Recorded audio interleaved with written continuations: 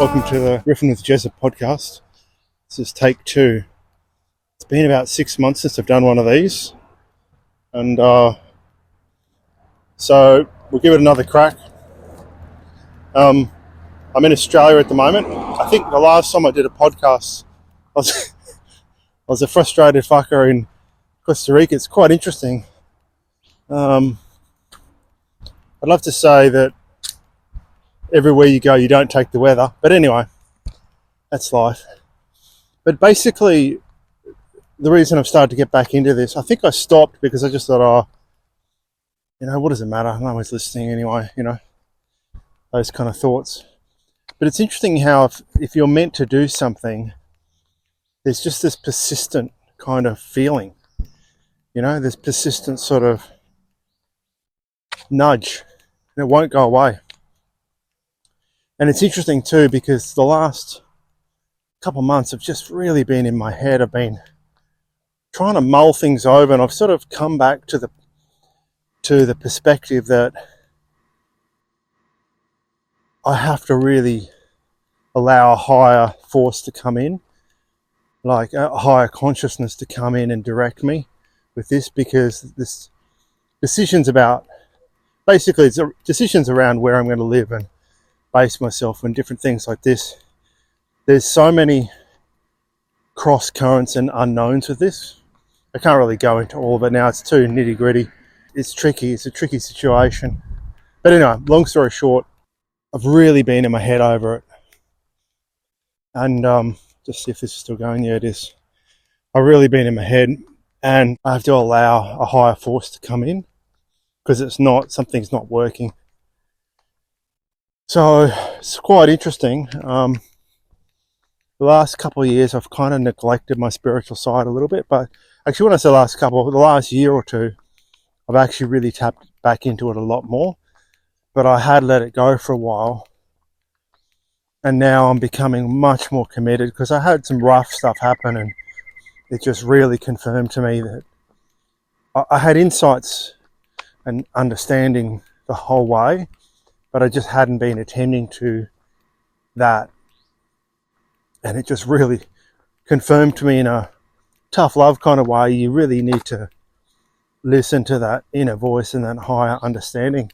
Because in general, we know what it's saying, but you just become a bit vacant to it. And pretty much all of society, everybody's zoned out, so it's just so normal just to do things logically, rather than from a higher perspective. So anyway, basically, this is kind of what prompted me to get back into this. And as I said, there's just been this prompting that just hasn't really left me alone to sort of keep up with this stuff. And when I say keep up with this stuff, I just mean this podcast, releasing meditations, doing music, just releasing stuff in general, rather than just letting it go. Anyway, so what I started to talk about take 1 with this is that we all have like an inner voice. For some it's more obvious than others, but it's basically directing and telling us stuff. And then we've got our head chatter, which is kind of weighing things up, pros and con list, and doing kind of what suits us. Whereas that inner voice, I think of it as more of a higher perspective. And sometimes that inner voice doesn't make sense. But one thing I feel is that when you neglect that inner voice, you start to shut down spiritually, where everything becomes confusing, where you don't, where a haziness comes over everything. You become less peaceful and more neurotic, and you think more. So, and it's thinking in a, hello, Mr. Sheep. Oh no, that's a goat, I think. Pretty funny. So the overthinking makes you sort of stubborn like a goat. But overthinking is basically coming from like fear of losing control, fear of losing safety. And so it's the mind kind of scrambling in an overdrive to keep on trying to sort of anesthetize those feelings. But the more it goes into overdrive, the less safe someone feels, and the less in control they feel, the less safe they feel. Because essentially we don't really have control. All we really have is trust and empowerment. And then the rest we just have to let go. Because we can't absolutely control we can't control life. Like someone's life can, you can be driving and someone wipes you off the road. That's the end. There's zero control you have over that situation. All you really have is connection to your inner direction, and then really just going with that, and doing the best you can. But we don't have control. And it's funny how it's one of those things, the more you struggle for it, it's like being in quicksand, the more elusive it becomes. But the case in point and sort of awareness that's come through lately is that because I haven't been doing the podcast and this kind of thing, I'm just disconnected from my spirit. It's quite incredible. And so because of that, I'm in my head and trying to calculate and evaluate everything. And the sorts of stuff I'm trying to calculate and evaluate, it's impossible. It's too hard to do it. So I can't, So it's really quite incredible.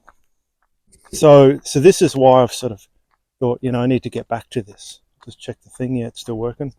I really hope this keeps going. I don't want to keep having to do this. A friend of mine will vouch for this.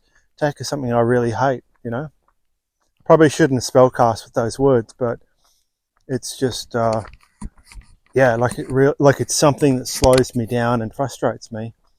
But when you're committed, you'll go through it anyway. I mean, nobody wants to get up in the morning, go for a run or exercise or whatever. But in the end, you've got to commit to that. Boy, the sky is silver. There's a lot of water vapor coming from those planes, motherfucker. It's crazy. We live in strange times, I tell you. Strange times. Wonderful rain tomorrow. Who knows? Anyway, so basically I felt out of whack, and it's just like redoing this podcast is basically this remembrance of what I've been kind of told to do. Quite interesting, it's really interesting. If you want to be at peace, be humble to a higher perspective, be pliant with that, and you will be peaceful. The most peaceful times in my life, I was a servant to that force. And the magic that came through in healing and music is quite incredible. But people think they want what they want, even though it doesn't make them happy. But they think they want what they want. And the biggest thing about that is just self-honesty, because nobody is perfect. But if you hold your pride and keep the truth at bay, or you have your cake and eat it too, you might convince a lot of stupid, dumb people, but you don't really convince yourself. And what happens is you lose your peace. You lose your connection, your heart, and the truth is, it.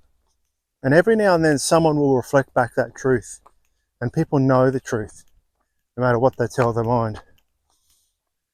So essentially, I'm chatting away into this crappy little microphone. The direction was you need to get back to do this, as well as all the other stuff. There's a whole bunch of other stuff like meditations, record, some videos, blah, blah, blah, performing, just the whole gamut. So, I've been back in Australia doing a little bit of work here, but it's really, my passion really is the online stuff. And when I'm traveling and working online, that's kind of my happy place. And that's pretty much what I've been doing the last 3 years. It's quite incredible. And the biggest sort of force required was right at the beginning. sell my house, to get going and escape the matrix of my past. Because it's quite funny. Most people have a lot of identity, like surrounding their house, and like it's kind of almost like an extension of the body. But there's all this stuff related to it, and it's quite interesting. When I left Australia, like it actually unburdened me from actually a lot of stuff. And at the moment, part of my decision making is like, I need to create a base somewhere, and like, where am I going to do that? And there's so many unknowns, and on this journey, like what I found over the last couple of years, it's like really there isn't anyone, and I hope this is not always the case, but isn't anyone really, I feel, is on the same page as me. There are a couple people I feel we're pretty aligned, but it's quite interesting. These sort of decisions, I'm sort of having to really negotiate it myself. But I also sort of think that if you're really on the path, the spiritual path, like that actually is the case. And if you're somebody who has stepped out of the matrix to a degree, then you are pushed on your own a lot more. So, the person gave me a wave and a smile. That's nice. Quite friendly people, Australians. Just cool. They love their brewskis. They like to party a bit. It's funny how I've had to unlearn a lot of that conditioning. Drinking a toxin is fun. I mean, not that I'm against it. In fact, I still do it a lot. But it's interesting. It's sort of, there's a gradual unlearning of that, Definitely drinking culture, Australia. Anyway, yeah, so that's kind of why I'm back, because I want more spiritual connectedness. I want more, I definitely want more spiritual connectedness, and I definitely want greater clarity, and I want to feel more in integrity in myself, and less confusion, and more clarity, and more personal, like true pride, where you know that you've done the right thing, So last couple of days, I feel, especially today, it's taken a fair bit of effort, but I just feel so much more in alignment, I'm not necessarily happier today. Some emotion swirling around. But I feel so much more in alignment and so much more self-respect, and then if that's the case, then peace can follow, but you have to get in alignment first. And sometimes that's hard, because sometimes the easy options will give you a quick mood boost, like if I have a beer or slack off or whatever, you get the quick dopamine hit, which will fix the mood, but it doesn't really fix that the spiritual yearning and the true self-esteem that's kind of, that comes through self-respect and knowing you're on path. Something else I sort of have tapped into the last couple of days, I think I mentioned this in an earlier podcast. I used to practice some Eckhart Tolle exercises around presence. And it's amazing how, like, this is such a simple thing you can do. And it's amazing how much better, well, for me anyway, I feel sort of being present in the moment. And so I'm a little bit rehashing this, because this is what I said in the last thing. But if you want to practice this with me, feel free. So basically it's just like, so what you do, the first step is you start focusing on your breathing.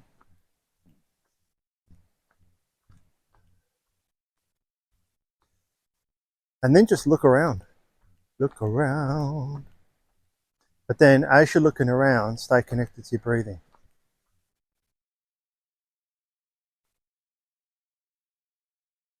And if your mind wants to jump in, say no. Or whatever word you want, just stop. And then Look around without commentary and stay connected to your breathing.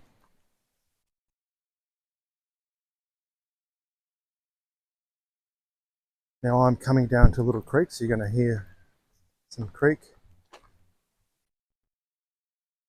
I'm going to get a gimbal in the next couple of weeks, so I'll video some of this on a, in a different podcast. Now do the same thing, just feeling your body. So stay connected to your breathing and just feel your body. Notice how your body feels. And notice how your thoughts have now started to slow.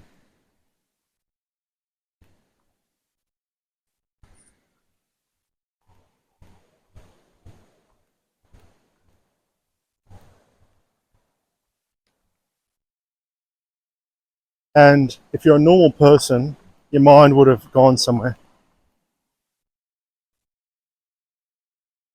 And so when it's done some distracting thought or negative feeling or emotion or whatever, just say, I love you. I know you feel this. So acknowledging what it's feeling, what it's thinking. I know you're thinking this. I love you. I know you're feeling this. I love you. And notice how by doing that, you start to calm down a bit. And the judgment. Every single person has judgment that they're not enough. Everybody. And by bringing love to that, making it okay, that the personality has its quirks, it frees you, because it's not so much the thing itself, it's the judgment.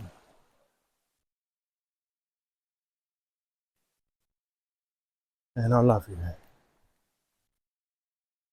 Just be soothing with it. I love you.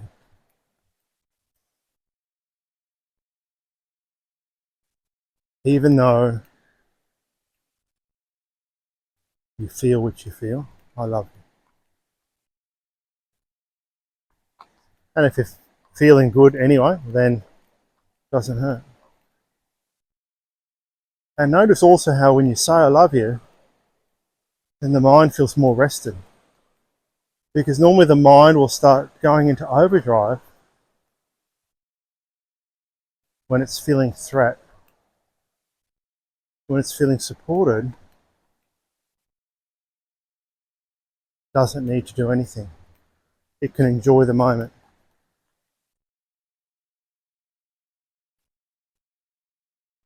I did a meditation today on overthinking, and I tell you what, I needed it. That's the cool thing. I'll often do meditations based on someone around me or myself.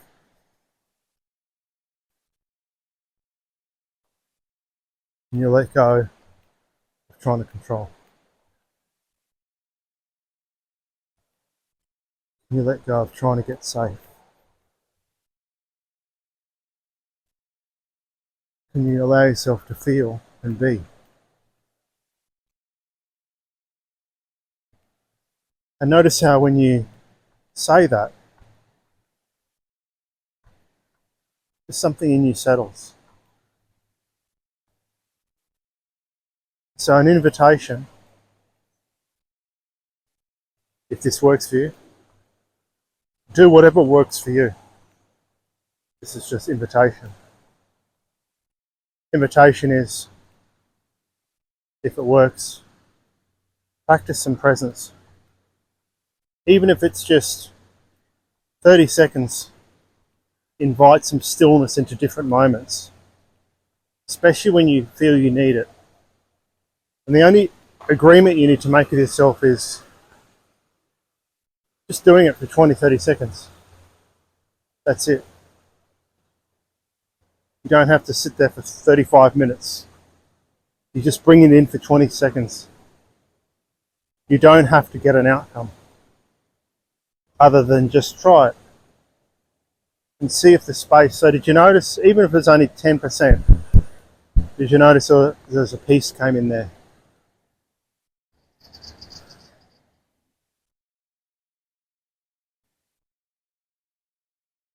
So this could be why I keep getting nudged to do these things, because I get lessons too. And what's funny is when I riff like this, every day, every time I do it, it's different. But amazingly, almost every time something cool comes in that I get a lesson as well. So there's a beautiful creek in Queensland, Australia. Very beautiful. As I said, we'll get those on film before I leave. Film, old school technology there. But anyway, so I invite you to just try this practice for 20 seconds here and there in your day, just as an experiment. Just notice how nice it is for your mind to shut up. Like it's beautiful. And if you get a result, or if anything happens or whatever, let me know.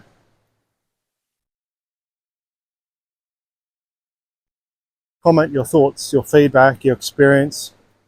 Because also by doing that, you also show yourself it's real. So I'm not telling you to comment anything that's not real, but by commenting it, something that you could dismiss with your mind, it brings it into reality. So when you're feeling bad, your mind will dismiss everything. But by making the comments, it shows you, actually, no, that was real. You know, there's a friend of mine who I used to tell her about Tolly, and she reminded me a few times. She said, that used to work for you, how come you're not doing it? And it's funny because if I hadn't kept talking about it, she never would have reminded me. But yeah, it's quite interesting. It's sort of, if I didn't say anything, it could have just got lost with all the junk head chatter. So, I mean, you don't need to comment if you don't want to, but if it works, make a note in your diary, you know, or your journal, whatever, your digital journal or physical, whatever you use, make a note. Because this is something I found by making, pretty much what I said, by making a note, it makes it real. So, g'day from Australia. I don't know where I'm going next.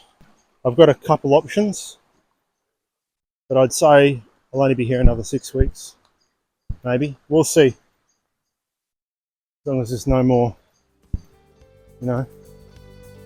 pandemics or whatever. I don't think there will be, but who knows? We live in strange times. So yeah, so see you next time.